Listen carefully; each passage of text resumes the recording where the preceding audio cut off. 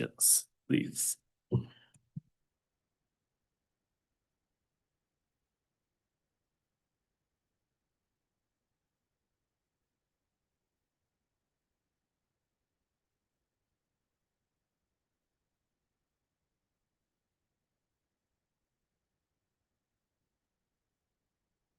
Thank you.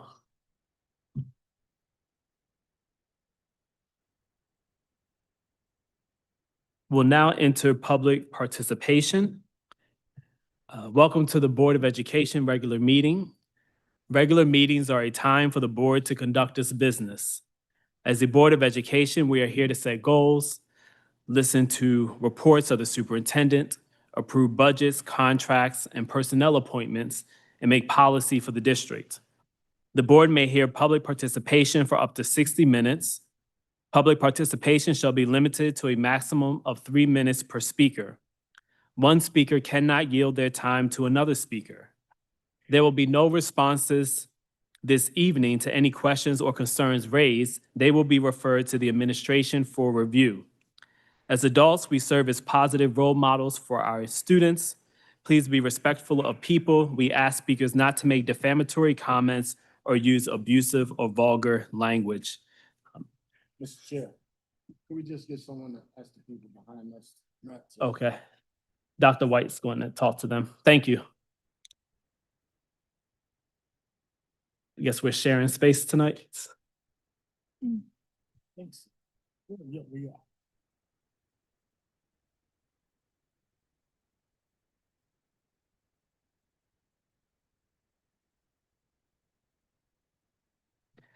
Dr. White, we can go when you're ready, please.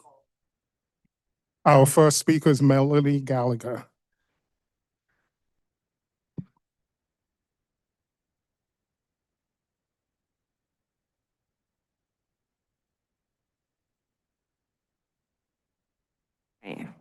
Good evening. My name is Melody Gallagher. I'm a resident of Ward 25 and a teacher at Wilbur Cross. I didn't want to be here tonight. I have 2 points to make. My first is that it doesn't have to be like this. We don't have to do things like this. We can do better. And number 2 is I wanted to speak a little about my experience on the high deductible healthcare plan that we currently have. I'm an immune compromised person who hits the deductible of $2,000 on about July 5th with the first fill of one of my medicines. I pay that pretty much out of pocket because I haven't received any amount out of my paycheck yet, and I haven't received any portion from the city yet. So I scrimp and save all year to make sure that I have that money waiting for myself in the summer. That's one point I wanted to make. The other is my experience. I haven't always been on the high deductible plan. I came in 2007. I was on the Blue Care, the middle plan at the time. It was working great for me. I became immune compromised. I switched to the Century Preferred at that time. And the high deductible plan came in. I was a steward at the time. I was very educated, with the union, with the different plans, but I didn't think it was right for me. And then when we negotiated our last contract, I was on the negotiation team, and I really understood the high deductible plan and for what it is, which is really the same care. It's just managed slightly differently. And I was okay with that, so I switched. Aside from me managing my money the way I need to and having to save money for the summer, I have had some major issues. So a couple of those issues is when the money, these issues exist from the city side, not the Board of Education side. So from the city side, the city has either not deposited my money when it was supposed to, or it has taken out or deposited the wrong amount and then had to take it back. And then in addition, since I'm immune compromised, and for whatever reason we decide to split the city's contribution, I again am front loading. And because I'm immune compromised and because of when I hit the deductible and how I hit max out of pocket at the end of the year, And again, I choose to manage my money this way. I front load all of my contribution to the HSA with the first 6 weeks and the first 3 paychecks, which means it's ramen noodles for me for 6 weeks. But it's what I have to do as an immune compromised person on the high deductible plan. Most frustrating has been the way the city has chosen to manage our plan. And that's all I have to say. Thank you.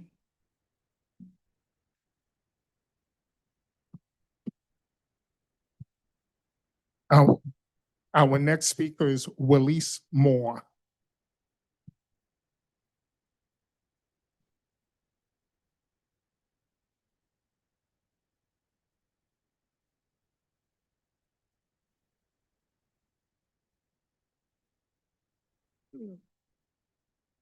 Hello, good evening. As he stated, my name is Willis Moore. I guess one of my concerns would be, thank you. One of my concerns would be special education in the schools. My son is in 7th grade, and I've had a lot of issues with that. He has a 504. And with that, they have special and they have like certain things that they require and certain things that my son is supposed to have. And he's been at his school from 1st grade, he's 7th grade now, and I'm still having issues with that. Nothing's been resolved. And this is kind of my last resort. I followed all the channels, I've called all the people, I've emailed, I've had meetings, I've been to the school. I advocate for my children. I'm a big advocate for my children, and I don't do public speaking. I don't. Maybe I should start coming more to these things, but this is my last resort. I don't know what else to do at this point as far as the special education program. Hopefully someone can reach out to me, or this can be discussed further and I can get some answers. Thank you.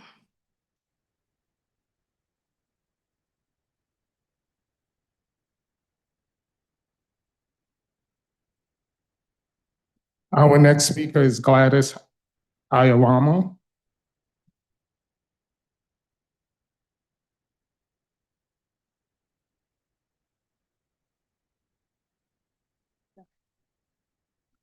Buenas noches con todos.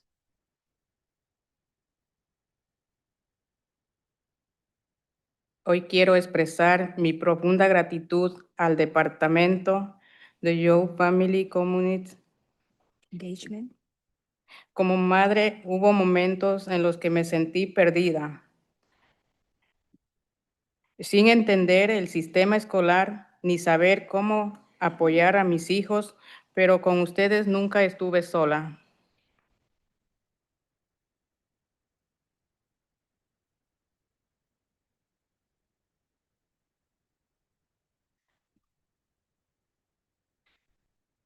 Gracias por cada llamada, cada reunión, cada recurso y cada palabra de ánimo. Ustedes no solo apoyaron a mis hijos, apoyaron a toda mi familia. Ese apoyo fue tan constante y tan real que gracias a ustedes mi hijo mayor logró graduarse de la high school, algo que en un momento pensé que no iba a suceder. Y lo más hermoso es que ese apoyo continúa hoy con mi hija menor, quien actualmente asiste a la escuela Park Haven School. Saber que cuento con un equipo que está pendiente de ella, que me guía y me orienta paso a paso, me llena de tranquilidad. Ustedes no trabajan solo con datos o asistencia. Ustedes trabajan con corazones. De parte mía y de mi familia, gracias por creer en nosotros cuando nosotros mismos dudábamos. Good evening. Today, I want to express my deepest gratitude to the Youth, Family, and Community Engagement Department. As a mother, there were moments when I felt lost, not understanding the school system and not knowing how to best support my children. But with you, I never felt alone. Thank you for every phone call, every meeting, every resource, and every word that encouraged them. You didn't just support my kids, you support my entire family. Your support was so real and so consistent that thank you, my oldest child was able to graduate from high school, something I once thought would never happen. And what touched me more is that the support continues today with my younger daughter, who currently attends Fairhaven School, knowing that I have a team checking on her, guiding me step by step, bring me peace. You don't just work with data or attendance, you work with hearts. From me and my family, thank you for believing me in us when we doubted ourselves.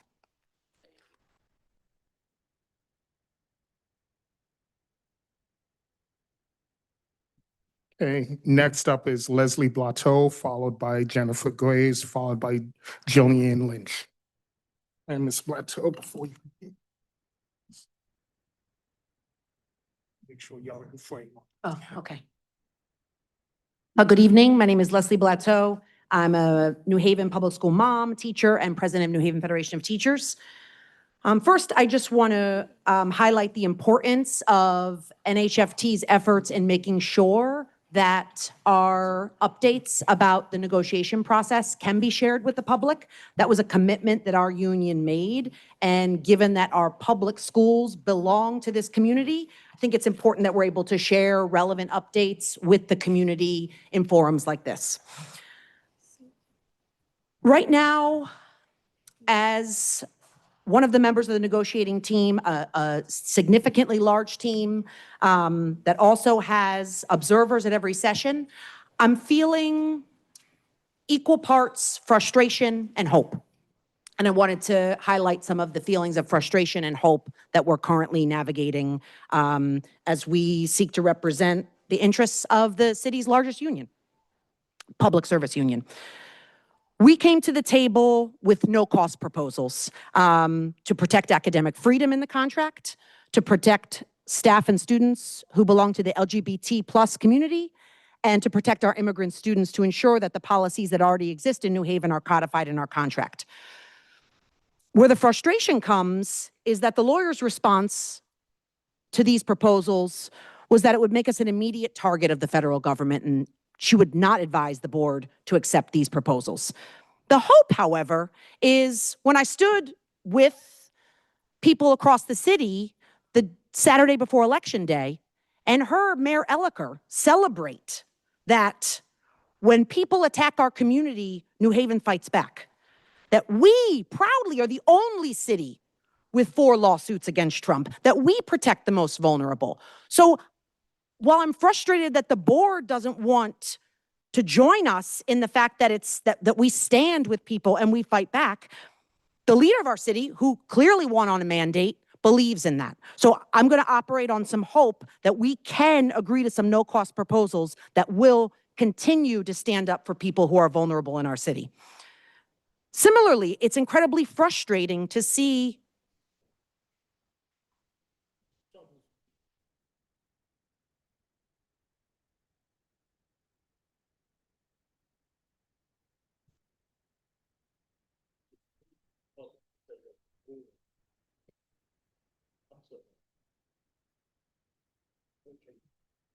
I'll continue to say the board's lawyer. Thank you. It's also frustrating to see on every personnel report every 2 weeks, resignations by special ed teachers. We have brought to the table, yes, a proposal that will probably cost money. However, a proposal to help address the fact that our special ed staff are drowning and they need support codified in the contract. It is frustrating to see these resignations. I have hope that more and more of our families are going to show up and speak out, and more of our teachers are going to continue to do the good work despite circumstances that make it very hard for them to do their jobs. I am frustrated. I'll take a few more moments because of the pause for the point of order, if that's okay. I am frustrated that NHFT has been preparing for negotiations since January. We have done our homework. And yet we have really felt like we have been stalled at the negotiating table because it's taken a month for the city of New Haven to provide our team with accurate numbers for us to really do a comparison on health insurance. So it literally took a month to get accurate info. So we were operating with info that we thought was correct. Now, just a few days ago, we got correct info. And now we're trying to do a fair comparison so that we can address the health insurance crisis for our members. Far too many of our members are frustrated, disappointed, and left without being able to afford this health insurance. And our proposal of shifting to the state partnership plan is a solution we believe we can get around. So I just wanted to come here tonight to remind us that Time. while we are feeling frustrated, there is hope and we can continue to work together to find solutions. Thank you. Thank you. Next up is Jennifer Graves, followed by Jillian Lynch, followed by Ben Scudder. Good evening. My name is Jenny Graves. I've been a teacher in New Haven for 16 years, and I'm vice president of New Haven Federation of Teachers. The start of our contract negotiations has been disappointing. There's been no clear vision from the district of how to retain or recruit the dedicated educators who make up NHFT, despite widespread shortages and growing demands on staff. City Hall's lack of preparation to bargain for health insurance, one of the most crucial parts of our contract, shows a troubling disregard for both the process and the people who keep our schools running. But tonight, I want to focus on how NHFT's proposals support the district's path to excellence. Teaching and learning. The path calls for personalizing learning and supporting staff through continuous improvement. But teachers cannot personalize learning in overcrowded classrooms or with unmanageable caseloads. Our proposals to lower class sizes and set fair caseloads for special education. Mr. Chair, I thought we said that people had to comment on the agenda and not negotiate contracts at board meetings. We have a place to negotiate contracts. We have a place for people to come to us when they're not getting information. And this is a business meeting. And I'm suggesting that you stick to comments on the agenda, and you can either rule in my favor or not. I'll accept whatever you do. Thank you, Dr. Joyner. Ms. Graves, will you make your points as it relates to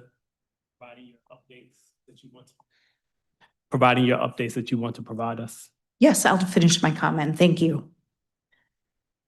Our proposal to increase prep time gives educators the space to plan meaningful, differentiated lessons, and our classroom supply stipends ensures that teachers have the tools to create engaging, student-centered environments. Family and community partnerships. The path calls for strong relationships with family and the community. That starts with stable teachers who can build trust over time. Our fair discipline proposal, which ensures timely restoration to the classroom after unsubstantiated investigations, allows educators to remain where students and families rely on them. Culture and climate. The path emphasizes belonging, engagement, and empowerment. Our proposals to better define non-teaching duties and require safe working conditions build the respect and trust that sustain a positive climate. Our LGBTQIA+ and Safe Schools proposals takes this further, codifying inclusion and belonging for every student and staff member, moving from slogans about positive climate to tangible safety and dignity for all. Operational efficiencies. If NHPS truly wants to operate efficiently, it must value people as much as logistics.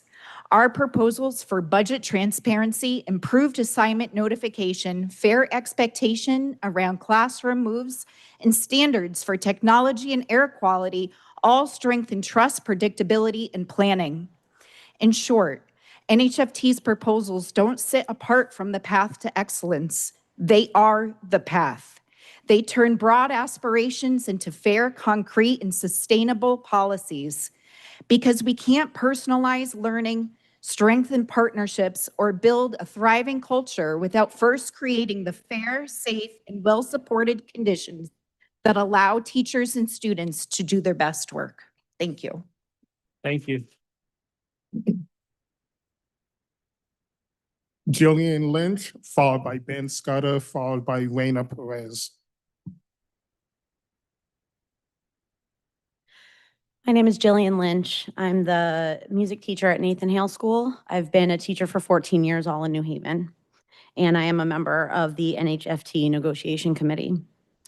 With only 2 negotiation sessions left, I am dismayed that we are still waiting to negotiate not only the mandatory subjects of bargaining, but also waiting to hear from the board on our other proposals, which are all student-centered, as Jennifer Graves just spoke to. I am going to be open and honest. It is hard to keep the spirit of the Comer School Development Plan of no-fault problem-solving under these conditions. There has been very little active problem-solving. But the negotiations team and I will still keep that spirit ready, as we have been for months, to negotiate. You know we are under time constraints. We need to make significant progress tomorrow at our next meeting. The importance of this cannot be overstated.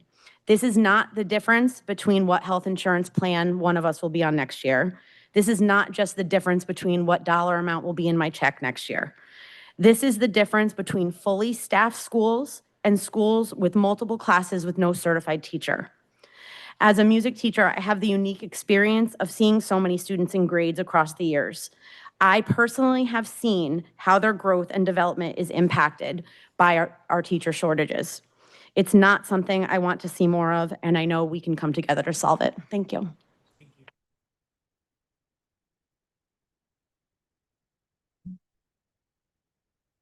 Ben Scudder, followed by Raina Perez, followed by Maria Harris.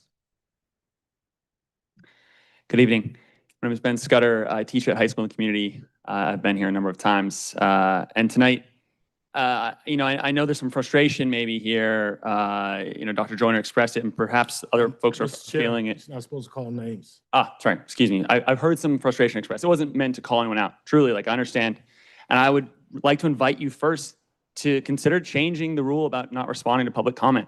Other boards in the city do that, and if you'd like to do that as a board, I think the public would welcome it. We'd love to engage in conversations here, and if you feel like something we say is incorrect, I'd love to be corrected and given the right numbers and have a discussion about it instead of it being this one-sided thing. So just a consideration. Other boards do it, and I've seen it work very effectively.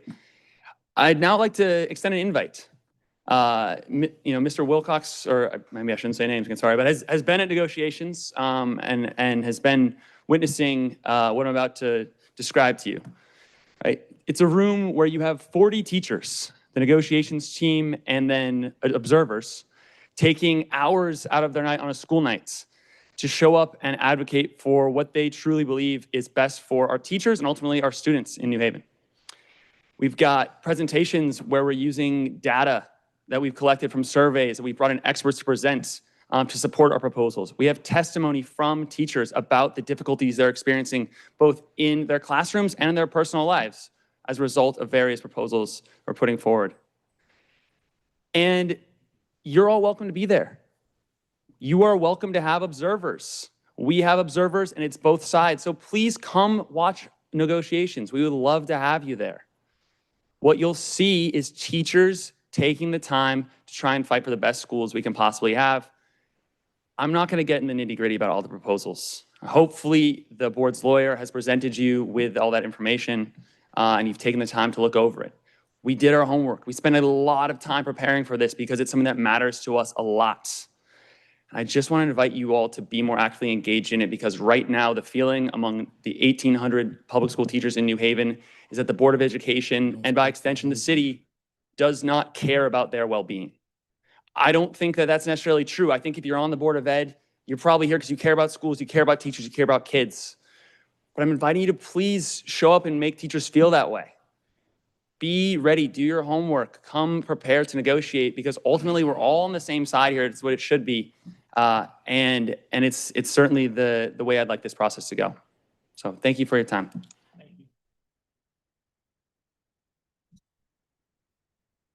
Raina Perez, followed by Maria Harris, followed by Emily Sedano.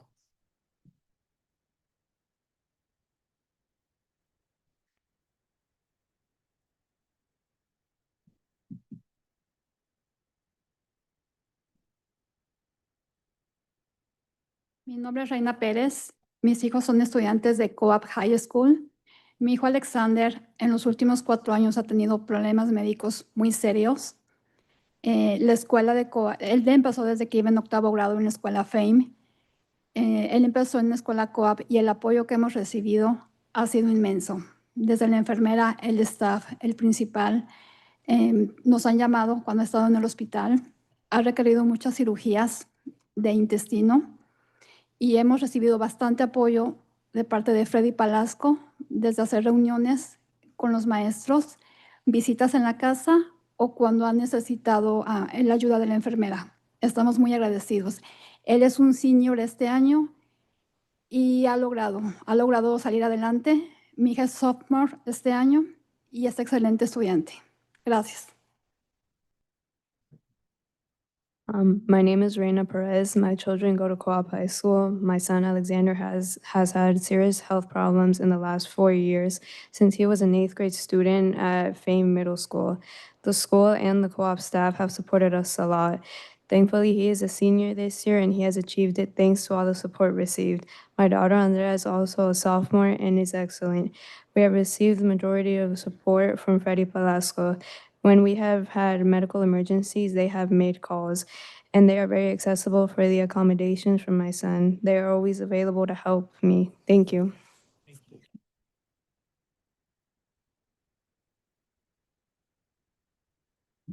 Maria Harris.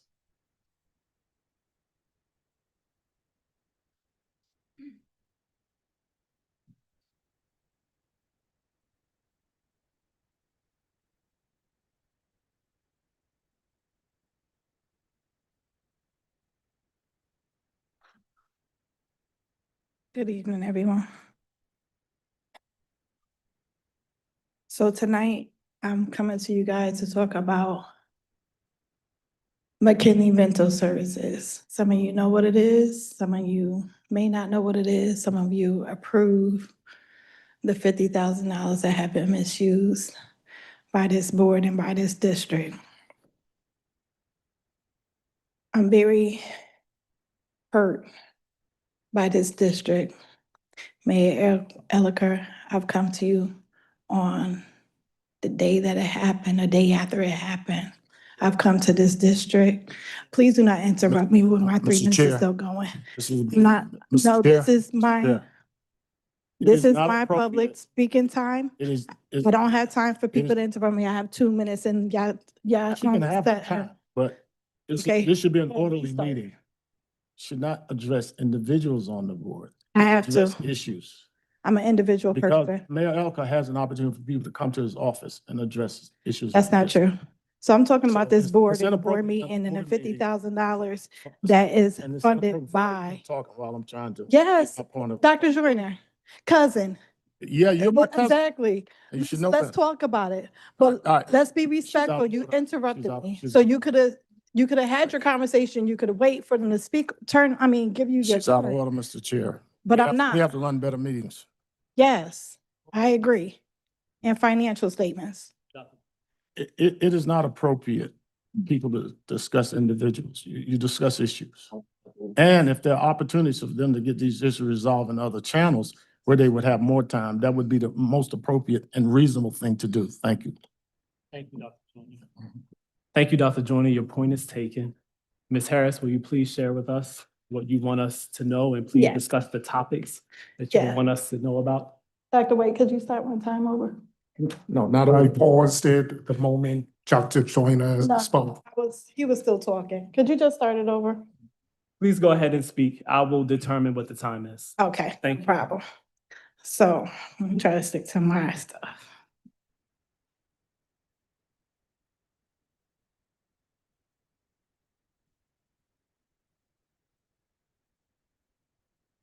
So my family and I have been displaced since August 25th, 2025. My family is federally protected by McKinley-Vento funds that is federally funded by the federal government.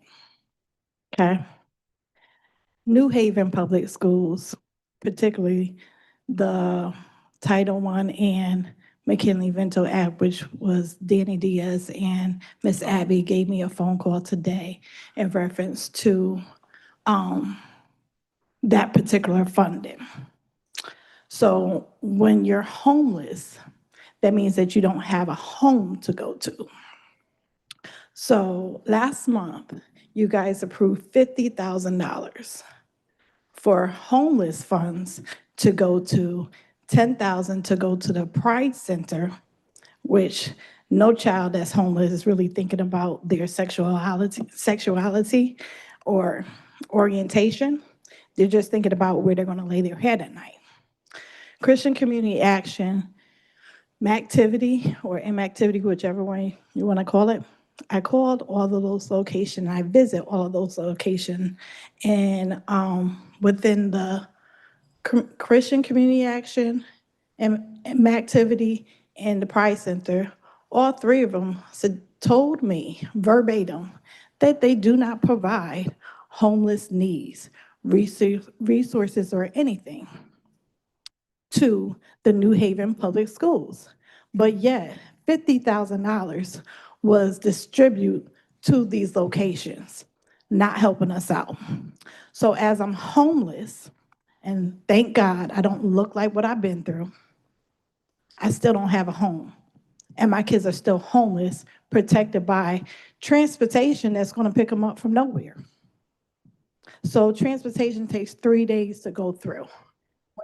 From hotel to hotel, there's no way in the world for the for the New Haven Public Schools to actually get the kids to school so they can learn in the overcrowded schools, because you shut down schools and then my children have to find a new school, a new principal, a new everything. Those things right there. Is it time for the 3 minutes or the time that he took away from me? It's been 2.5 minutes now. So Okay, you so I got finish 30 your statement. seconds. Okay. So again, the money has been misused, misallocated. The companies or these entities that were named that had took the $50,000 said they don't have no knowledge of New Haven Public Schools. And I think that needs to be investigated and audited properly by OIG. And I will be reporting this because I've asked for vouchers, and there's a list of, 30 different, about 20 different things. School supplies, food voucher, transportation, social services, emotional agencies, health department, 211, truancy prevention, housing, registration, academic, special education, youth services, Red Cross, uniforms, family resources, diaper bank, basic need packets, and other. Other was the only thing that they checked off to give to me, which was one of the book bags that only lasts about 2 weeks, because my kids are in need of new book bags and new supplies for them to be properly into school. Thank you. Please finish your sentence. Thank you. That's about it. Thank you, Ms. But I just Harris. need your help, as we spoke the other week in Thank you. reference to this.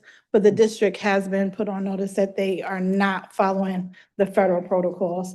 And I would love for you guys to actually audit the funding, all 50,000 and the 40,000 from last year too. Because it was spent on 1 week at Hill House for April vacation break. Thank you, Ms. Harris. Emily Cedeno.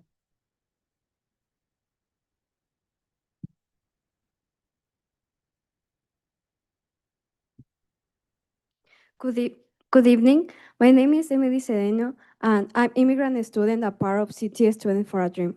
I'm here today because what being discussed is in this contract isn't just policy, it's people's lives. When we talk about protection for immigrants and LGBTQ plus students, we're talking about real students who walk into our school every day, wondering if there will be safe, respect, or support.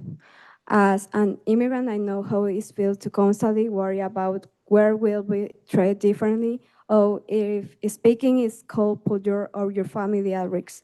Policies can change, but a contract is a promise. It's something that can be erasing when leadership change or when political pressure rise.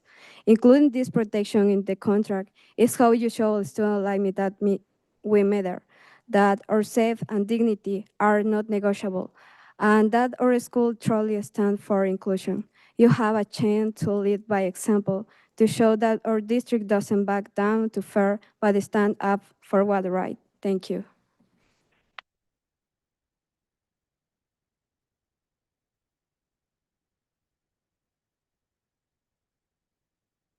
Dr. President, that concludes all sign-ins. Thank you, Dr. White. Thank you for all who have participated and who are here and listening online.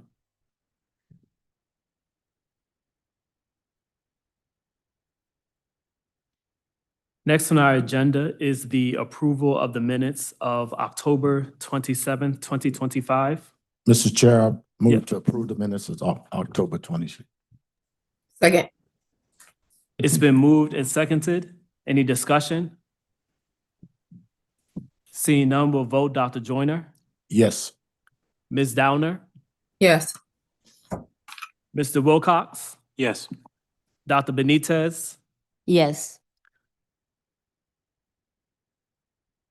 Mr. Waters, Yes. Ms. Cologne is not here. Mr. Ailey, Yes. Mayor Elicker, Yes. I'm a yes as well. That motion carries. Next is our personnel report. Dr. Negron. Good evening. I'm hereby requesting approval of the personnel report that is before you.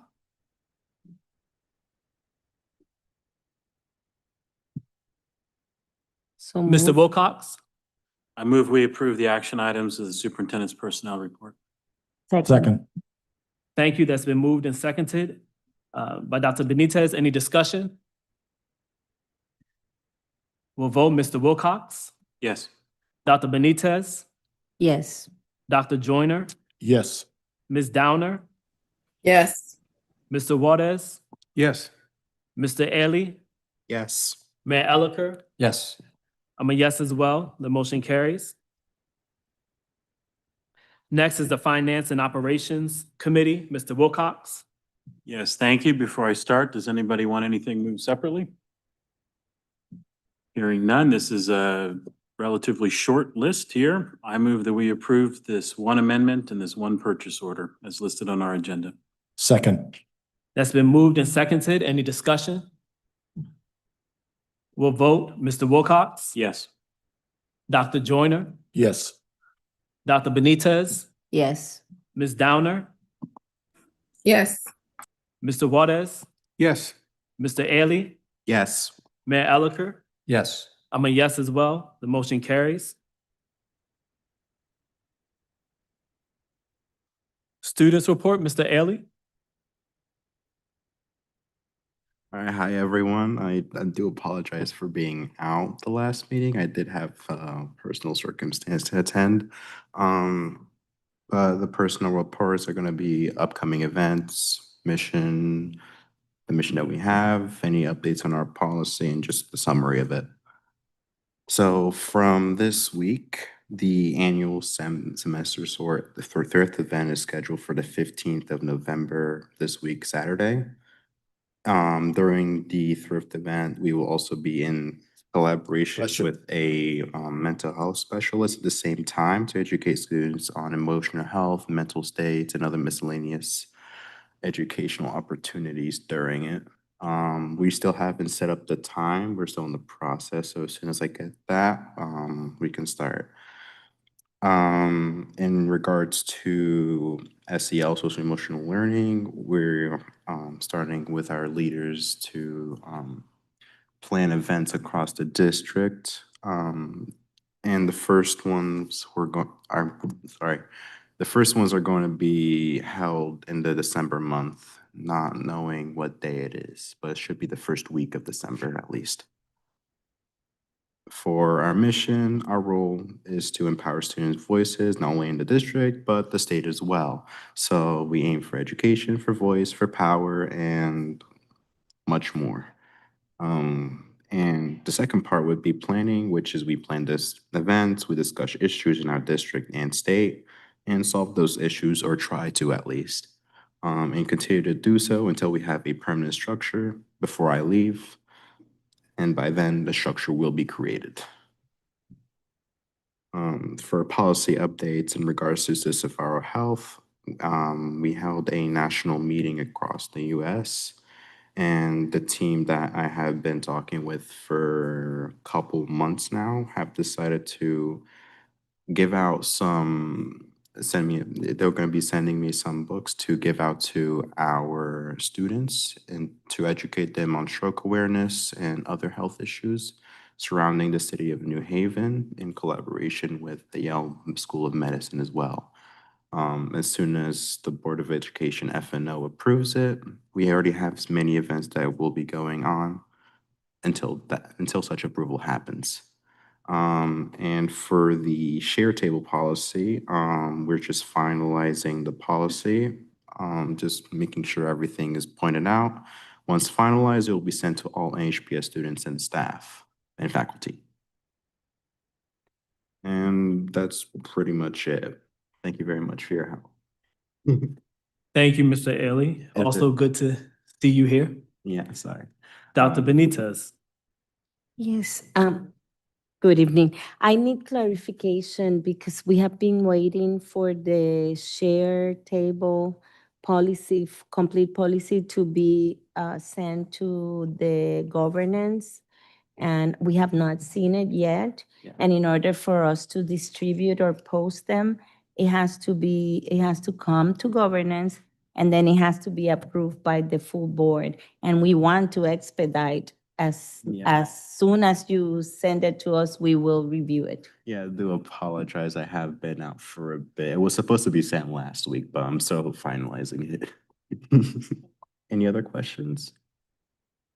Yes, I have a question. Yes. For the November 15th engagement, you mentioned part of it, opportunity to connect with mental health services. What's the other part? Is that the clothing distribution? The clothing distribution, Okay. also miscellaneous items. Thank you. And we're still waiting on a time for that, right? Yeah, Okay. it should be from like possibly 10, but we're still figuring out the time because we still don't know when the bike co-op will be opening or not. Okay. Great, thank you. Any other discussion? Thank you for your continued work. Next is the superintendent's report. Dr. Negron. Thank you, President Yarborough. Tonight I'm going to be inviting our Chief of Youth, Family, and Community Engagement, Dr. Gemma Joseph Lumpkin, to join me in this presentation. We wanted to take an opportunity now that we are in the month of November to give you an update as to how we are doing as it relates to our efforts to continue to engage our students to make sure that they're coming to school every day. So, Dr. White's going to help us with the slides. By the way, I do not choose the images. That was Dr. Joseph Lumpkin. Just want to put that out there.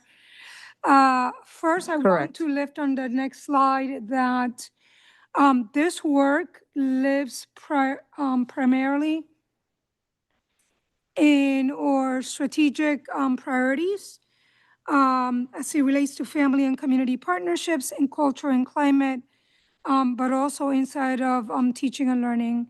And in the next slide, I'm honing in on the fact that we have a goal. One of our major goals as part of our path to excellence is that we are aiming to reduce the rate of chronic absenteeism to 20% or less by 2029. We are very proud of the work that has happened since we began, and today we're going to give you an update. Before we do that, I want to make sure that we are clear on the difference as it relates to average daily attendance and chronic absenteeism. So the average daily attendance, it's basically the percentage of the total number of days in a given academic year, and what does that rate look like when we look at all of our students in all of our schools. And I want to share with you that as we continue to track that daily attendance rate, right now, the majority of our schools reach 90% or better. So when we looked at the average back on last week, on November 3rd, we stand at 90.66. as our average daily attendance. Also want to share that 29 days out of all the days that we have been in school have had an average daily attendance of 90% or better. So again, our students are coming to school, they're reporting to school every single day.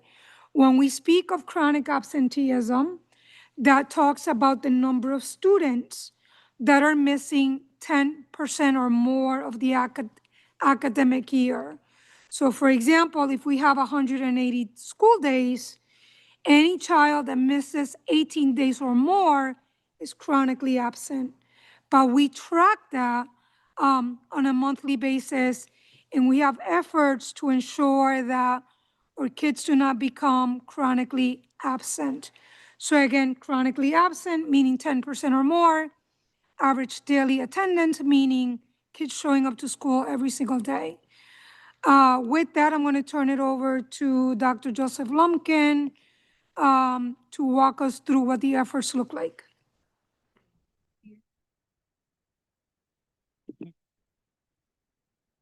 I am clicking back here, so it's a little awkward. I have the clicker, and Dr. White will take the wheel if I miss or get ahead of myself.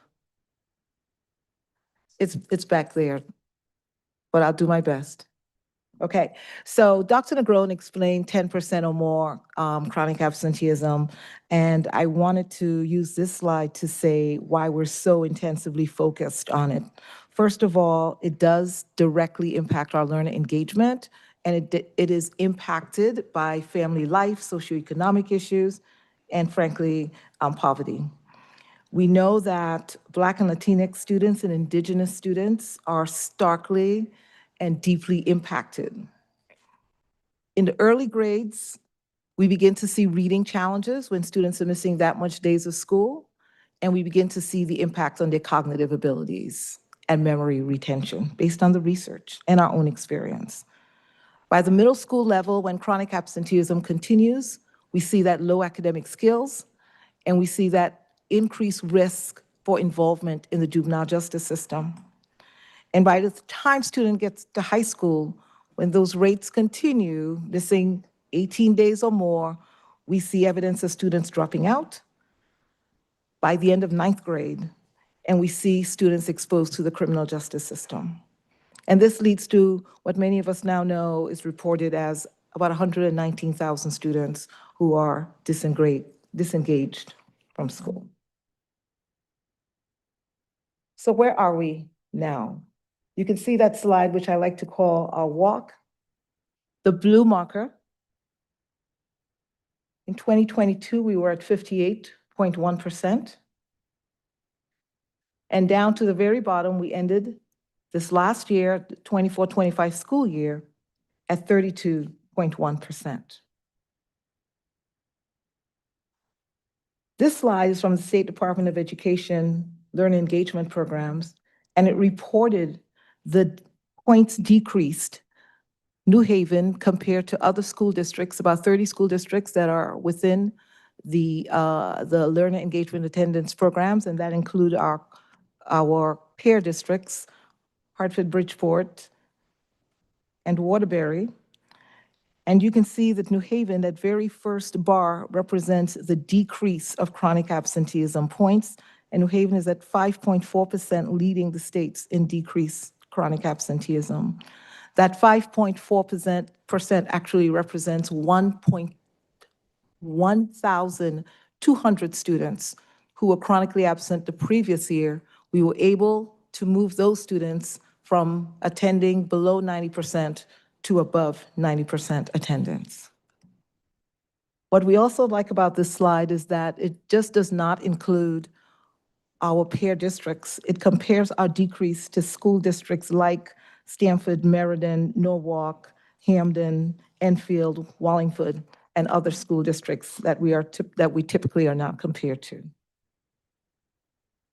The subgroup slide reflects our progress over time. The top blue, greenish blue, it shows teal over here, shows where we were at that 58.1% all students.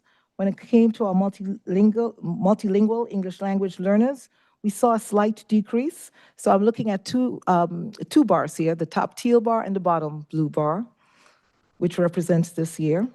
Our high need students, we were at 60.8%, we're down to 35.2.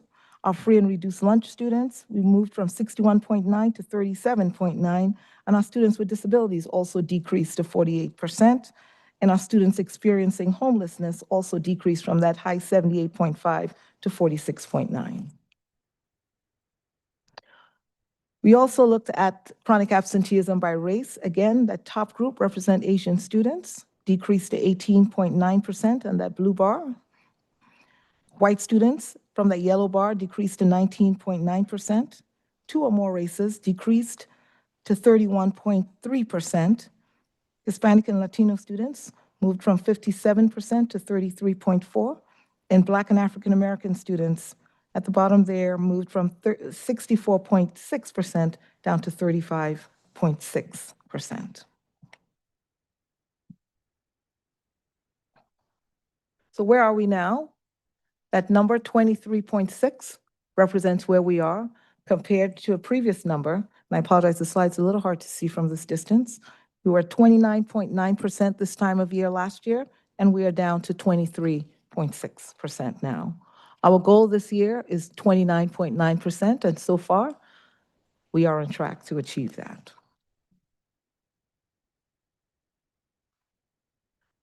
So, reasons for chronic absenteeism. I want to share again with you what the national research is saying about those reasons, highlighted there on the left side, and what we know from our home visits thus far.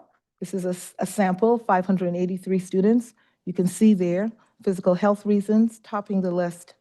And then we also have students right down to the bottom dealing with loss and grieving. I also note that beneath the health reasons, there's student engagement, there's transportation, there are family health issues, there are family travel issues, there are exclusion, including suspension, students who've transferred out, student mental health, immunization issues, school climate, childcare, unstable housing, tardy, loss and grieving, as I stated earlier. How do we work? Last year, we conducted 7,500 home visits. We believe that is an intervention, and that's a strategy that helps reach our students. It's based on research. It's based on our own experience. We identify students at risk for chronic absenteeism. We follow up with them based on our tiered approach. We conduct these home visits, and we do referrals as appropriate to community and school and community supports. And that could range from school-based health clinics, to our local Youth Connect program, to care coordination, McKinney-Vento supports, as well as referrals to DCF. What does that look like in terms of resources? I'll start from the bottom, Tier 1. We have a 3-person restorative team that are working with as many schools as possible. They are supporting all of our students, all of our 17,000 plus students. We have about 19 in-school suspension workers who are also supporting all of our students, ensuring engagement, mentoring, outreach to students, one-to-one engagement with students, and also training and helping teachers to implement restorative circles and other practices that would build community and encourage students to come to school. In our Tier 2, we have 20 dropout prevention specialists, and they work with a caseload of about 200 to 250 students who we identify who are vulnerable or at risk for chronic absence. And then we move up to Tier 3, the most needy families and students, or the families who have high needs. And we have 4 care coordinators, 8 youth coordinators, and our community partners serving those high need students of about 3,000 students.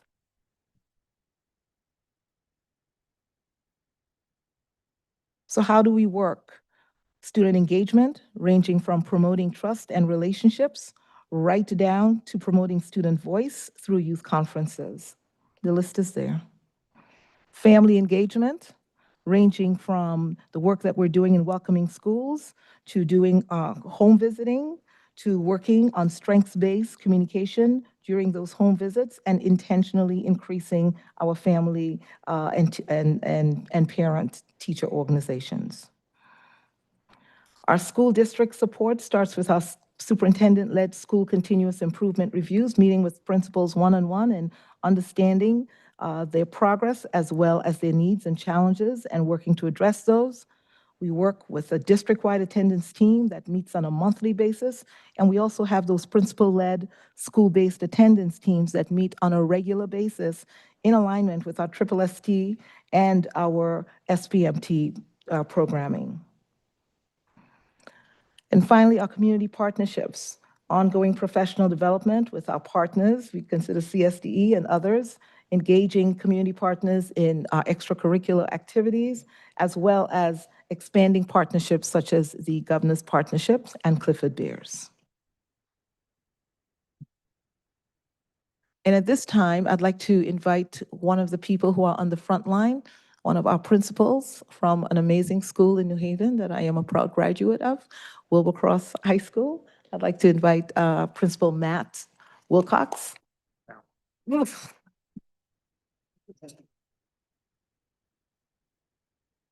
apologies. That's right. Congratulations, Mr. Wilcox. Thank you very much, Dr. Joseph Lumpkin. So yes, I'm Matt Brown. I'm the principal of Wilbercross High School. I have been told I have 10 minutes and I got to stick to it, so I'm going to jump right in. I'm here to talk a little bit about what the Wilbercross community, the staff, the students, the teachers have talked and thought about in terms of the way that the school can be structured to address chronic absenteeism. That's a big problem for us. It's a big problem for a lot of large schools, both in Connecticut and beyond. We're making some progress. We've got some things that we're excited about and some challenges that we're still trying to meet. I don't have a clicker, so Dr. White's going to be my clicker. So we're going to click on Dr. White. Or are we? Okay, great. So all of this is done within the boundaries of the strategic operating plan of the district and Dr. Negron. But what we've tried to do is also kind of make sure that we're using our own language that we used at Cross for the last several years so that our teachers and staff and community feel like what we're doing is aligned with efforts we've taken before. So we have this piece, but we also have it aligned with our own vision at the school. And I'm proud to say our vision, next slide please, is that what we want Wilbercross to be is the premier urban comprehensive high school in the state of Connecticut. Full stop. No offense to our colleagues at Hill House, to our colleagues at other schools, but we feel like when we're working, that's what we want. I'm a parent. I have one of my own children at Cross now. 2 of them just graduated in the last 2 years. As a parent, I want everyone in that building trying to make it the best possible school it can be for the children who are there. I think we have a ways to go before we get there. And I also think we have a few hundred kids in the school right now who would probably tell you, yeah, absolutely. This was the best place I could go in Connecticut for what I'm trying to do. And we have 3 areas in which we're trying to think about making this goal a reality. And this is the language we use with our staff and the language where we match with the district's operating plan, which is talking about the story of Cross. How do people talk about our school? We always want our students to feel connected and feel a sense of belonging. We always want to improve that. The second is the core of Cross, which means with all due respect to the community organizations like LEAP and the Y and the Boys and the Girls Club, we are a school. We have an academic mission. So even though we want people to feel comfortable, we never want to lose track of the fact that we have an academic and intellectual thing that we're trying to accomplish. And then finally, the business. Cross has almost 2,000 people in it between students, staff, and other folks there. We have a large organization that we're trying to manage. We want to manage it in such a way that it feels like we know what we're doing, people can get the information they need, families can know what they need to make sure their students are making progress. And we need to do that because our chronic absenteeism is decreasing, which we're excited about, but it's still way too high. So it was over 50% during and just past COVID. We've dropped that down by 7 percentage points over the last 2 years. We plan to drop it down and even below the 40% in this year. And here's the ways that we're trying to think about it. We thought there was really, honestly, 2 questions we had to answer to be able to do this at the macro level. And those questions: what do we know about what our students want from us as a school? And what do we know about what the highest leverage point is to make something happen for our students? And so we spent a lot of time last spring asking students these questions. We gave a survey. We got several hundred responses from our students, and they told us a lot. The first thing, when we asked them, why do you come to school? Many of them said the thing you expect. Well, my parents make them. The other one you hear about with high schools all the time is, well, my friends are there. But interestingly, the #1 response was, my future. And we don't often give kids credit for that, right? We often, especially at high school, think, oh, they're there because they have to go because their friends are there. No, the dominant response was, I'm here because I care about my future. We thought that's really interesting. And then we thought, this is even more interesting. Almost 90% of our students that responded to this survey, again, several hundred students, said, I have a great future ahead of me. I have a great one. I'm here at school because my future matters, and I think I have a great future. And then we asked them what that future looked like. They blew us away with a huge number of things that they want to try to do. Dr. White? This is really difficult to read from where you're sitting, but essentially every one of those colors is a different type of occupation, different type of field. There's a lot in healthcare, 22%, then there's about 10% in technology and finance, and then 13% in education. And then it gets really, really slim in terms of all the different fields that our students would like to go into. And then we asked ourselves, the students, these questions, well, is somebody here that you feel like can trust you can trust to get you there? And almost 90% of them said, yes, there's an adult here who I trust to get me there. So when we ask that question, what do we know about what our students want to do? More than anything, they want us and trust us to help them prepare for their future. So that's one thing we have to confront and think about when we're thinking about how do we get them to school. And then the second one is, well, what's the highest point of leverage that we have as a school to try to make a difference for them? We did a bunch of meetings with our staff, informal meetings, what we called chat and chew. Staff could come and hear about some things we were thinking. They could share with us things they were thinking. And what we saw over and over again was the 9th grade was a place that we knew we needed to engage our students. People said, we need to get the 9th graders physically in one place. Cross is so big, it's so much bigger than the middle schools that are coming. We got to get them in one place. We need to get a way to get them more critical information than just homeroom. We perhaps need to have a seminar, a class. We need to make sure we're trying to get the staff who want to work in 9th grade to be working with the 9th grade. And we need to do a lot more around our academy development. And so, what did we know? We knew it was the 9th grade. That matches national education research from the last 20 years. It continues to confirm 9th grade is the most critical year for laying foundation for graduation from high school. At Cross, many other large schools, we know this. Our 9th grade typically has the highest chronic absenteeism rate, the highest rate of disciplinary infractions, and it is super high stakes. If you don't earn the credits you need to be a successful 10th graders at a school like Cross or Hill House or larger high schools, it is super difficult to catch up after that. So we've seen also that we had plateaued at about 3/4 of our students making that successful transition. So our staff were right. Our students were telling us, you know what we want. Our staff were saying we need to work on the 9th grade. And so that's what we did. The 9th grade was where we needed to be. And so we thought about it, and we knew that from the last several years, Cross had been existing in these 4 small learning communities for the last 13 years, and they hadn't really had a lot of updating. So we felt like it was time to update. We also asked students the questions, what are academies for? Our staff. And we realized they were to make this big thing small for both the students and staff and help students think about their futures. That's why we have these career academies. And then we also have, with a lot of development from the college and career centers and Dean and Natalito leading, a lot of particular pathways and direction. That's why we have these 4 academies. But we asked them the question, does your academy assignment really make a difference on your experience at Wilbur Cross? And 60% of them said, not really. So we have these academies, we want them to work, but a lot of our kids are telling us it works, but not quite the way you think. We asked them, some of them on the positive said, hey, it made me realize what I want to do with the rest of my life. Some of them on the not so much said, you know, I didn't get to choose my academy. Because traditionally at Wilbur Cross, students would come into their academy based on what their 8th grade counselor thought was a good match for them, not when they had gotten across to really see what that was like. So we've launched, for the first time in 12 years, 3 new academies at Wilbur Cross. And the one I'm here to talk about, and we'll take the next 3 or 4 minutes before I finish my time to talk about, is the Freshman Academy, which is not a new idea. It existed at Cross a dozen years ago. It's existed in education reform for a long time, but it was one that was clearly time to bring back. And so we spent time developing with a lot of teachers, with a lot of admin over the course of the last year and a half, thought about what this Freshman Academy could look like and how could we make the freshman year at Cross really spectacular in a place where you felt like, I want to come to school every day. I want to have the success that you imagine for me, and I trust my future in you. We contracted with a group called Connecticut Rise, and Rise has done a lot of work both here in New Haven and around the city working on 9th grade. We also spent a lot of time developing out goals for our freshman academy, and we said we want 90% of our freshmen to move successfully into the 10th grade. We're not going to sit at 75%. We're going to move up to 90%. We wanted to make sure, Dr. White, the next slide, please. We wanted to make sure that we only had a 25% chronic absenteeism rate, and 20% chronic absenteeism rate in the freshman year. We felt like if we can change those habits and start them off strong in the freshman year, we'll see a significant reduction. We also wanted our students to be able to choose what academy they went into. So they would all go in the freshman academy and then have a choice of which of the career academies they wanted made after they spent a year at Cross. Next slide, please. We spent a lot of time thinking about the climate and the culture, monthly town meetings, branding this, really working on super interactive lessons, really recognizing that the teachers that we recruited for this need to understand the special sauce that it takes to make a middle school to high school transition. And then one of the things I'm particularly proud about was we recognized we need to put them all in one place.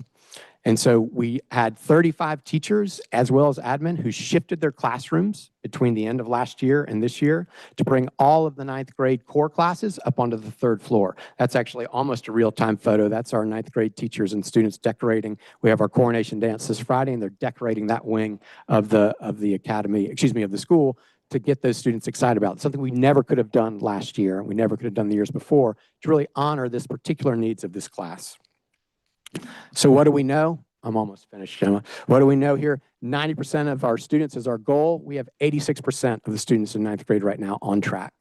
What do we know? 20% was our chronic absenteeism goal. We're at 24%. What do we know school-wide? What does that mean? Right now, we've seen an 8 percentage points reduction in our chronic absenteeism this year school-wide, which is about a 23% overall reduction. So we think this global look at how we organize the school structures to make it a place where students feel connected, to make it a place where students feel like they have a sense of belonging, is a worthwhile place to be. We feel like there's a lot of work for us still to do on it, but we, with the support of Dr. Joseph Lumpkin and her team, as well as several other folks in central office, feel like we're on the right track to make a significant difference on what it feels like for students to enter into our school. Thank you.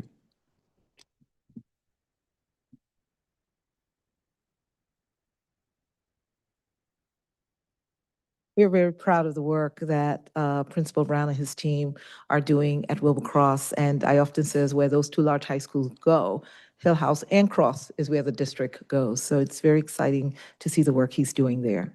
And that brings to an end our presentation for this evening. And we look forward to hearing your questions and comments. Yep, we open it up for any questions that you may have. Chair. Yes. First Dr. of all- Joyner? First of all, let me compliment Dr. Gemma Joseph Lumpkin for the research base for what she's doing. We should make that a standard practice. If we're going to be a learning organization, then we ought to be able to have a moral and intellectual justification for everything we do. I'd also like to thank my homeboy, and I say that because he is. Matt and I grew up about an hour apart from each other in North Carolina. We talk about profile of a student. We also have profiles of leaders, teachers, support staff. And here's a man that helped start a school in Kenya who left a central office position in Waterbury to come back to his adopted hometown to lead Wilbur Cross High School.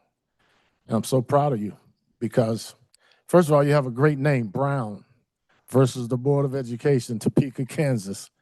If you're a historian, you know that there's nothing lost in that because I went to segregated schools. They were excellent schools, but it was a different time. This is the meanest time in America. No, it's not the meanest. Slavery was the meanest time in American history.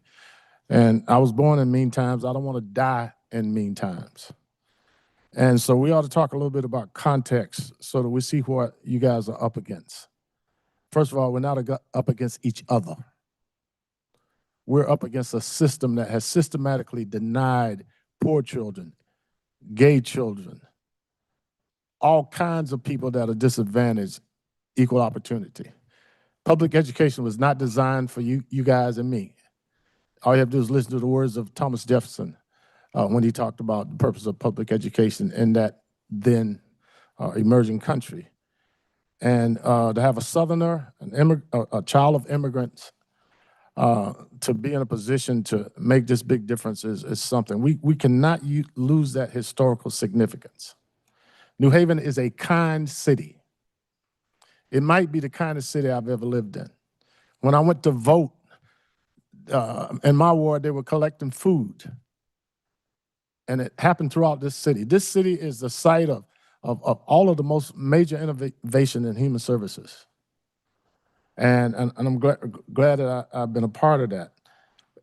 Our challenge is to not turn on each other at a time when we have a greater enemy outside of us. And the first person, and I won't even say enemy, but we have to help the state understand that they have a moral and legal responsibility to fully fund education. I don't think there's a board member up here that would not want to give our teachers, our administrators, and our paraprofessional the same level of contract that was said by the union head to be historic. But we do have to provide better medical support for our people. And we do have to provide better salaries for our people. But this has been a battle in this country forever. And the most patriotic people in this country are teachers, principals, health service workers, police officers, firemen. Those are the people that substantiate and uplift this country. And it is that unity that we must work for. And that what you're doing right now, you're doing all of the quality indicators associated with improving attendance. There's some other stuff that have to happen at the school level in terms of interest and motivational curriculum. But when Charles Blango was a little boy, Hillhouse High School, for 3 consecutive years with his mother as an aide in my classroom, led the entire nation in gain scores in math and language. And Scott Marks is a representative of that group. Charles's mother was an aide in that program. So the sad thing about education is that we're not like medicine. In medicine, they build on previous knowledge. In education, we forget what works. It is essentially a human phenomenon. And the quality of human beings you put in front of children says more about whether or not they're going to be successful. Children come to school from horrible situations in this city. My brother-in-law, the late Edmund Love, said they walked through a minefield to get to school. They literally walked through a minefield and then have to go back. I talked to 2 children at Riverside this week. And what you're doing is the saving grace of those kids. One child comes from a family where he was homeless until a few months ago when his grandfather and his grandmother took the family in. He has to have somebody in that building that understands that. And that understands that if he's acting out, it's not because he's a bad person. It's because he spent the night having a bad experience. We are the largest cafeteria, transportation service, recreation service in any city. But yet the only thing people look at are test scores. That's disgraceful. Because if you live with these kids long enough, you see that they might have a poor test score in high school and they might end up running the city when they become adults. I can get an amen from you, Charles? Thank you. So the point I'm trying to make here is that we have to change our culture. We have to change the culture of this meeting so that it's respectful and it's aimed at problem solving. It cannot be a place where people are performative. We have to understand that we have probably the best board we've had in my lifetime. And that board gave the teachers a historic contract according to their own words. We probably have the best mayor we've had in my lifetime. Because one, he doesn't even have a police officer driving him around. So that cop is out there fighting crime. He doesn't have a chauffeur-driven car. And that's helpful. But the bottom line is that we have to look out for each other and try to work out problems before we get to this level. A lot of stuff I heard tonight should have been dealt with at the building level, at the below the superintendent level, and if it can't be dealt with there, then come to the board. But call me, call anybody here and let us know what the deal is. And give us a chance so that we can spend the time here trying to address all these serious issues that we face. So let me thank you for this. And I would add to this research the quality of relationships in the building, the idea that you said, I came to school because Mr. Brown is here. Or I love history because Ms. Blateau is my history teacher. I love art because Ms. Gallagher is my art teacher. I'm coming because of her. And then if I come long enough, then I'm coming because of me. It's always been a people's business. And as board members, we have to get into schools. We're not there to try to catch you doing something wrong. We're trying to see what's up. And I've seen what's up this week. And I'm gonna tell you about just a little bit when I do my teacher and learning report. But thank you very much. Keep up the good work and keep examining your unit to make sure it's effective, efficient, and that everybody's doing what they're supposed to be doing. It's your unit. Thank you. Thank you, Dr. Joyner. Ms. Downer? Well, I'll be a little brief. Dr. Joyner said a little bit what I wanted to talk about, but I want to first thank Dr. Gemma Joseph and her team. And I've gotten a chance to meet with Principal Brown. Phenomenal. I think just the freshman academy, and just narrowing down where the problem was in the 9th grade. But then also coming up with a solution to make the children feel, let's make sure, the sense of belonging, inclusive, valued, heard. I think, I'm going to be leaving the meeting early tonight because I have an obligation, but I wanted to hear that and I wanted to say thank you. Thank you for all the work that you do. Like Dr. Joyner said, we're going to be, visiting. I plan on starting my visits back up this week. So I'll definitely be circling back to Cross. Just great things. I'm happy to see that number drop for the attendance. But I do have a question. Maybe someone can answer it. I know we have a national bus shortage. Is First Student still affected by that? Because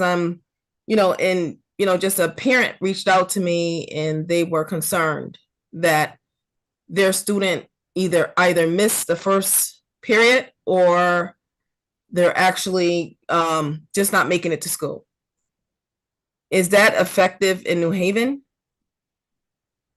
For the transportation, I know you said the transportation was 53% of the issues. Ms. Downer, right now, we are not fortunately having significant issues as it relates to transportation. Okay, all right. There may be some case here or there, but those usually phone calls go straight to the transportation department and they're able to quickly problem solve around that. Okay, that's great to hear. So again, Dr. Gemma Joseph Lumpkin, thank you. Principal Brown, thank you. Thank you so much. Thank you. Thank you, Ms. Downer. Mr. Wilcox and then Dr. Benitez.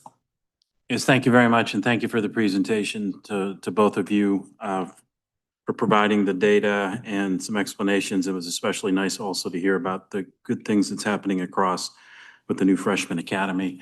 One other thing I wanted to thank you for, Dr. Joseph Lumpkin, was for pointing out when you were presenting the numbers where you're showing the percentage changes to tie the number of a percentage change to the number of students affected by that change. Because one thing that gets often lost in our data when it's presented or when it's written about is the reminder that a change or two of a percentage can equal hundreds of kids in a district this size, or even, I think you mentioned 1,000 kids. So while the district, nobody on this board, I'm guessing, and nobody in the district is going to be saying we're 100% A-OK, doing exactly, got everything in place, our numbers are where we want them. The numbers are going in the right direction, and that affects hundreds or 1,000 kids in a positive way. And also, Principal Brown also kind of tied that to it with the freshman class numbers as well, that is going to be real changes that's going to affect those students through their entire career across, and then as they move on to college or work or a variety of other pursuits. The other thing I always like to talk about, and this is all done with not enough funding. And I think that when we take a look at the per pupil funding compared to other districts, that if we look at our staffing guidelines report that shows the gap between what we can afford to provide and what we know would meet the needs is vast. And if I remember correctly, there are dozens of positions that would be great to have as school interventionists and other people that would be working on this problem. So the fact that you all are able to do this, in spite of not having enough people to do this, which is kind of probably a general theme for New Haven schools, the fact that we have as many students graduating as we do when we don't have enough teachers, school psychologists, et cetera. I think that's great. And as I recall, the last time I looked at the numbers, and I haven't seen if the Connecticut State report cards are out yet for this year, that just looking across, if we had last time I looked at it in January, I think, if we had the per pupil funding that Hampden High has at Wilbur Cross, there'd be more than almost $9.8 million that could be spent on the issues across in terms of staffing needs, building needs, et cetera. And the last time I looked at it, if we had the staffing numbers that Westport, Staples High School in Westport has, there would be 50 more certified people in the building working with students. As you said, almost 2,000 people in that building every day. It sounds like we're 50 short of what we need for the certified teachers. So the fact that we're seeing these successes in spite of those known needs, which happens with chronic underfunding for Connecticut's urban schools, almost seems on purpose that it's that way. So I'm really appreciative of this presentation, and hopefully we can address some of those needs, which is going to require changes at the state level in terms of fully funding their education for all students and not just accepting funding for some students in Connecticut. Thank you. Thank you, Mr. Wilcox. Dr. Benitez? Yes, good evening. Want to congratulate Dr. Joseph Lumpkin and the team. And I think a story that wasn't told, but of course I'm always listening to the grapevine, is that you don't only have have collaborated with your team, the one that is part of your staff, but that you have been actively listening and seeking the support of your colleagues too. And that has been something that we can notice in the numbers. So congratulating you on that. I've always think that, and the reason why I never left New Haven until I retired as a professional educator is because I think when New Haven decides to pull together, we can tackle anything. So I want you to know that that's not it, and that I'm very happy about this 5.4% improvement. I also wanted to know more about the restorative team. That is something not for right now, but it will be to my advantage in terms of the work we are doing with that piece at governance. And I want to say that your department is critical for what we do. However, a lot of us forget that this department has people who may leave themselves under the poverty level and hit the street every day to support our students and our families. And I want us to acknowledge that. Then Principal Brown, and this is it's a joy to hear you here. A good colleague that when he left, we wanted so badly to bring him back, and Cross was able to do that. So thank you for coming back to New Haven. But also, I wanted to say I was very touched by the fact that you said that your business is instruction. Because I think a lot of us forget the reason why we are in business is for children to learn, and it's for teachers to teach, and it's for parents to support that learning, and administration to support that learning. So thank you for making sure that we don't forget that's what we do. And also for serving students. I think if anybody can tell you what kids need, our kids. And I congratulate you on that. So thank you very much. This is a good report, and hoping to hear some more. Thank you. Thank you, Dr. Benitez. Yes, Mr. Ailey, then I'll share. Yeah. I just wanted to thank Dr. Joseph Pumpkin. I'm sorry. I just want to Yes. make sure I'm saying your name right. Just want to say thank you and your team for your work. Mr. Brown, you're handling like 2,000 kids in your school. I can't do that myself. But I just want to thank you for your work. And I will just give you one tiny suggestion. When it comes to engaging students, give more opportunity for like a little bit of fun. Just add like a hint of it at least. Yeah, of course it has to be educational and everything else, but if you want to keep the upcoming 9th graders to continue their work, not have chronic absenteeism and every other factor, give a little bit of I can't find the word for it. Just give a little bit more of fun every now and then, to keep them engaged. Thank you. 2 quick points, and I appreciate everything that has been spoken. One, Dr. Joseph Lumpkin, I think you mentioned that there are this year 1,000 more students that have their attendance above 90%. 1,200, thank you, those 200 are important. 1,200. If we were to name those students, is very significant. And so it wasn't lost on me that we have 1,200 students that this year, compared to last year, went to over 90% in their attendance. Celebrate you, your team for that, and certainly the parents and family, community members, certainly the students for making it happen. And Principal Brown, in addition to the survey, I was happy to hear about the survey of the students. I think you said 700 students responded. Change is hard, and sustainable change is even harder.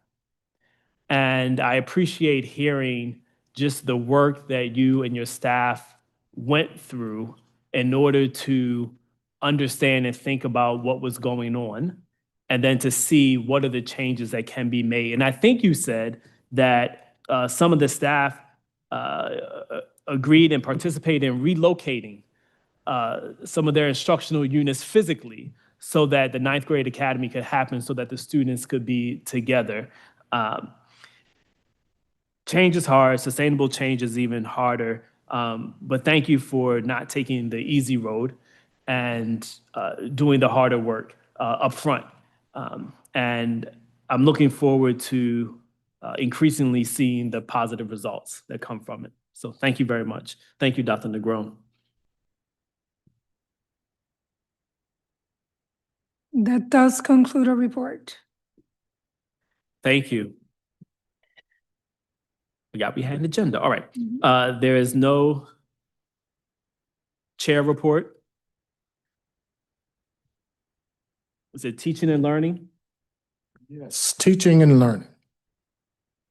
I actually spent most of the last 2 weeks visiting schools, and I will only talk about the stuff publicly that I saw that was very positive.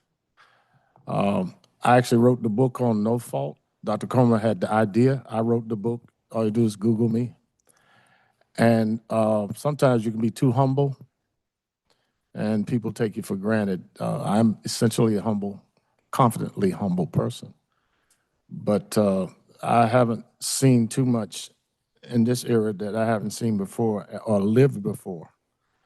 And I think that's important. The other thing I want to say before I start is that there's a very difference between educators who see education as a movement and people who see it as a, what do they say, something to fall back on? I hate that. Oh, you know, she made you something to fall back on. This is not something to fall back on. This is a fundamental driver of American democracy. And I think it's easily provable that without a free education system, that we wouldn't have this democracy. And we have to stop taking educators for granted. We don't take educators for granted on this board. We're just handicapped by an inadequate funding stream. If we had the money that we had, you'd be surprised at what you have. I think teachers have far more than they have, and they should be able to teach in a safe environment. I think principals should have discretionary revenue to do novel things in the building. I had to raise mine through dances and fashion shows, but I think that we should have that. But that's the challenge of public education. But anyway, What were your dance moves, Dr. Joyner? my Were dance you in the move? dance? Man, were I you in had the- more. You can go. You can see me on singing and dancing and all that. Yeah, I got moves. But here's the thing. What I'm trying to do now is ask the board to standardize visits so that people won't feel like they have to be intimidated when board members come in the building. And that board members are coming to the building to talk to them about how do we make things better and how do we line policy up so that it supports best practices. We need to ask all of our stakeholders, is this policy working for you?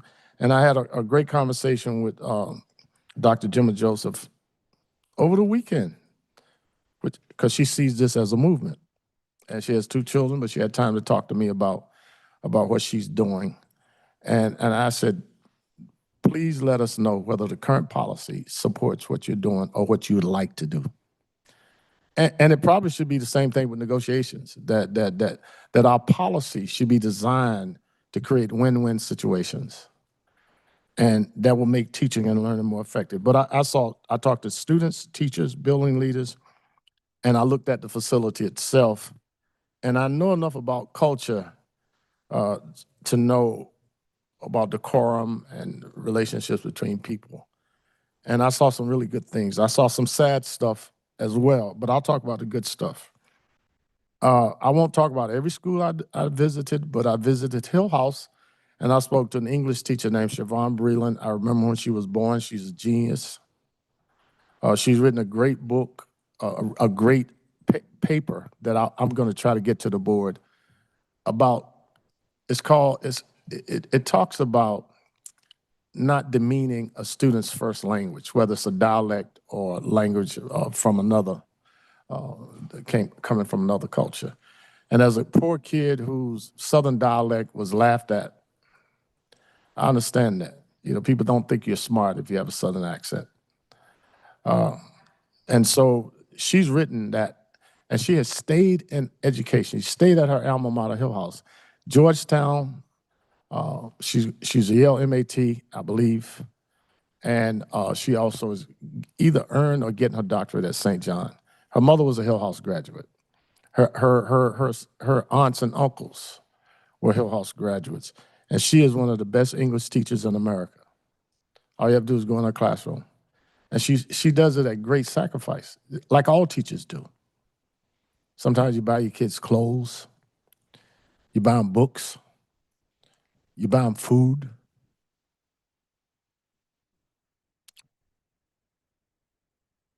And I talked to her. When I went to Riverside, I found 1, 2, 3, 4, 5 of the most remarkable people in the service business.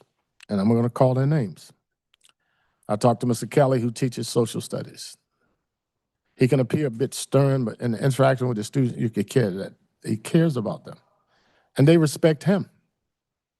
You know what they say about him? He's a good guy. That's one of the highest compliments that a kid can pay you. Mrs. Bradshaw, she's a science teacher there. I mean, just go look in her classroom and see how it's set up and how warm she is, but also firm with the kids. Mr. Graves, I think he's a computer teacher. He's teaching computer science. He's teaching the kids how to play chess. This is at Riverside. The security officers, he played basketball for me at South Central Community College. And his skills are such that I saw him diffuse and de-escalate a situation that a lot of people that have degrees in psychology and they can't, because he knows how to, his name is Craig Holmes. And he's a Hamden graduate. That's probably, would have got a better education if he'd gone to school in New Haven, but he's a Hamden graduate, and he played basketball for me when I was coaching college basketball. And of course, the school SRO officer also diffused the situation. That was a classic way that police officers should interact with people that are experiencing difficulty. The sad thing about it, though, is that the student that I talked to, two students there. One student had been homeless for several months until his grandparents took him and his sisters and his mom into the house. And he wants out. And he's also in the middle of some drama in the streets. And he was giving everybody a hard time. I said, let me talk to him. And I talked to him. I ended up driving him home. And I took some books. I promised him I'd bring him this past Friday. He wasn't in school. I went over there this morning. He wasn't in school. So I don't know what's up, as the kids would say. So I got to figure out that. Unfortunately, the principal at the school has been out because he's not doing well. And I can't talk about that because of FMLA and all that other stuff.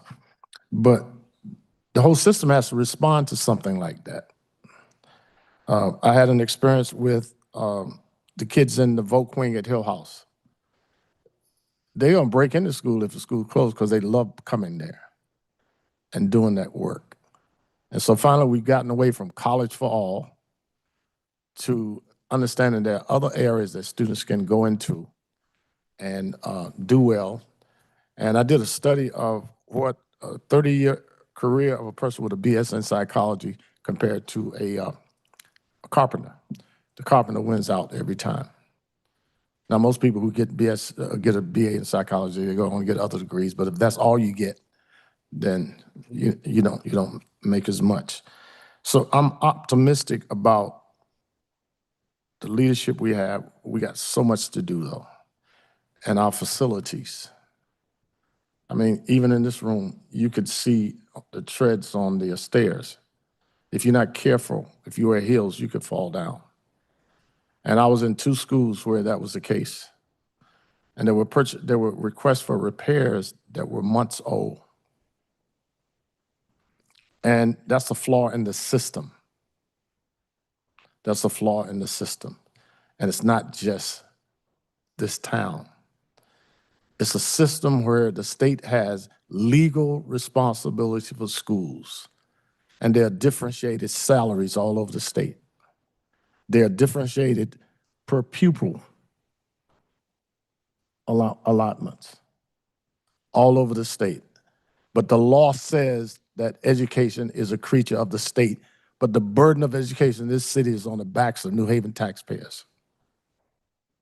If Lamont had a pizza store, he would be guilty of giving us half a pizza and serving the whole pizza to the rest of the state, or to the rich communities. You might be familiar with the Matthew effect. As a minister, the rich get richer, the poor get poorer. And so if we fight together, we might be able to make the next election an election where he has to bargain for the votes in this city.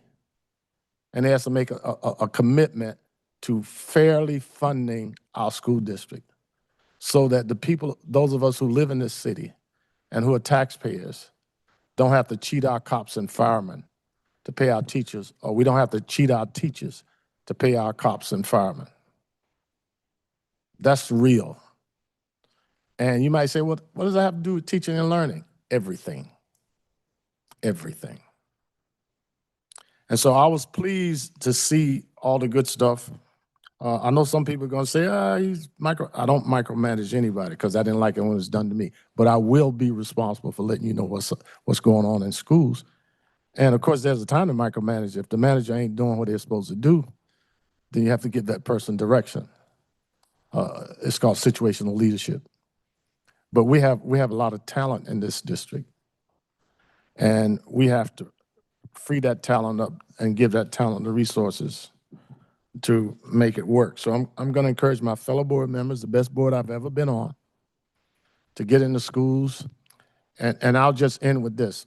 Every person up here makes tremendous personal sacrifices to serve this board. And they serve this board at a cost because we have to pay out of pocket for any related expenses. There are people on this board that have young children. They show up. There are people on this board. I was talking to one board member who was on the way to a conference, and we were talking about an issue regarding financing or what have you, but he still took the time. But he was on his job. And every person on this board sees this as a movement and as a mission. That's why they're here. So we're not the enemy. But I am the enemy of ignorance, injustice, deceit, thievery, patronage, because we all should be. And we also ought to give our teachers opportunities to teach these kids some stuff that might have some meaning for them, instead of some stale curriculum that's somebody's idea of truth. Thank you. You don't live in Florida. You don't live in Texas. So you have that opportunity here. Use it. Melanie, you can paint anything you want to paint. If they mess with you, I got your back. Thank you. Thank you, Dr. Joyner. Any discussion? Dr. Joyner, Facilities Naming Committee? On track to have the red Vertiram Bob Lamel floor installed at the Florida Little Athletic Center. That's the beauty of that, because Florida Little is worthy of memorization, and those other two men were also. And all we have to do now is do something for Gerald Tarazi, who's one of the greatest superintendents that ever lived, Rosa DeLauro, who was one of the greatest elected officials.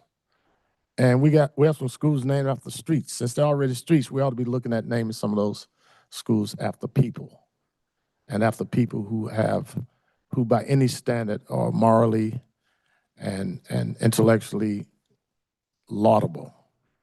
So the names that are coming in now are Tarazi, Dow, DeLauro, and then at school level, Michael Mangillo, who created a vocational department at Hill House, and Ed Love, who was a consummate teacher. Most of the carpenters in the city he trained. So that'll be coming up, and I have to talk to Eric about how we get it out there, and I have to talk to Matt about maybe tweaking the policy, because when it comes to big names like this, it shouldn't just be a school, it should be the whole community, and we have to work that out. I was happy to see a school in Hartford named after Hernan LaFontaine, long overdue. He was one of the first superintendents to adopt a coma practice, and he was the first in Connecticut other than here, and a great leader. Thank you. Thank you, Dr. Joyner. Any discussion? Seeing none, Mr. Wilcox, Citywide or Head Start Citywide School Building Committee Report and Finance and Operations Report. All right, thank you for the Head Start report. Not much to report because our next meeting is coming up a week from this Thursday. I will just say that the district did meet with the Head Start folks for the review that was required. And so that seemed to be a successful review. I also want to thank Mr. Juarez for also being there part of it, but it was also included people from HR, from Head Start, Transportation Department, and other staff for that. And then for citywide, there's no report because our next meeting should be this Thursday, coming up at 4:30. And then finally, for finance and operations, just a couple things to mention. The minutes are attached to this meeting agenda for your review, but I will just highlight a couple different things. One is our CFO did mention provided some information about budget mitigation. We also talked again about the Board of Alders approving $3 million in aid for the district, which is extremely encouraging. And so we talked about that and the conditions around that. Also talked about some ideas for the next round of budgets, which is already being started, and using thought exchange and some other things to gather public staff input on the budget. And then also there was some discussion about having several more budget forums and the budget discussions that'll involve the public, any staff that wants to be there as well. And it'd be more interactive, I think it's the goal, so that it's interactive. It's not just listening to us talk on a microphone, but also having conversations and also looking at the data. So that was one thing we talked about. There'll be more to come on that. Finally, the one thing I did also want to mention is Dr. White. We've been talking about as you know, for the last couple of years, there's a staffing guidelines report that talks about the staffing gap that we have in the district, which is of course due to funding to pay those staff. But then also we've been talking about the need for a facilities funding gap. And so Dr. White and his team was able to provide the first steps to that, and did just want to mention that. I believe it was attached to the minutes for this, to the agenda for this meeting. According to the Association of School Business Officials and the National Council on School Facilities, the recommended range is somewhere between $3 and $4.50 a square foot. We are only able to afford in New Haven $1.70, which is basically about half of what's recommended by people that study this nationally. And so this report, it's a brief report, but it is powerful in terms of really providing information on the gap. So when there's questions about why is a roof leaking, why does an air conditioning system not working correctly, one of the reasons behind that is the fact that we are only able to fund about half of what is recommended and about half of what is the average in Connecticut. So the average, the regional average is also listed there for Connecticut. And that is a long way, because good intentions don't fix roofs. The funding to hire people fix roofs is what is necessary there. So I do there's going to be more to come on this, I think, as we continue to delve into this, and this will be part of our budget presentations that are coming up over the next couple months. But I did think that it was wonderful, and thank you, Dr. White, for providing this information so that we can start to see hard numbers of what the realities is that we all know about, but now we can kind of see in some funding data as to what that really means. And so I'm happy to answer any questions, but those are the three reports. Thank you, Mr. Wilcox. Any discussion? Seeing none, thank you, Mr. Wilcox. Thank you, Dr. White. Governance report, Dr. Benitez. Yes, good evening, members of the board and the public. Our next governance meeting will be November 26th. And as we will continue to review the restorative practices policy to determine which elements exist in policies that we already have. Again, we also are working very closely with staff to make sure that any changes to policies are things that can be, in fact, enacted, and if not, with a plan for the process for it to actually impact our practices in schools and in the district. Thank you. Thank you, Dr. Benitez. Any discussion? Seeing none, the Food Service Task Group, no report tonight. We will meet this coming Wednesday. Any discussion? Seeing none, I accept the motion to adjourn. Thank you, Dr. Joyner. Is there a second? I'll second. Second. Thank you. Is that Mr. Waters? All right, Dr. Joyner, Yes. Mr. Waters, Yes. Dr. Benitez, Yes. Mr. Wilcox, Yes. Ms. Downer is away, Mr. Ailes, Yes. Mayor Elicker. Yes. I'm a yes as well. We are adjourned. Good night. Thank you, everyone. Dr. Yarborough.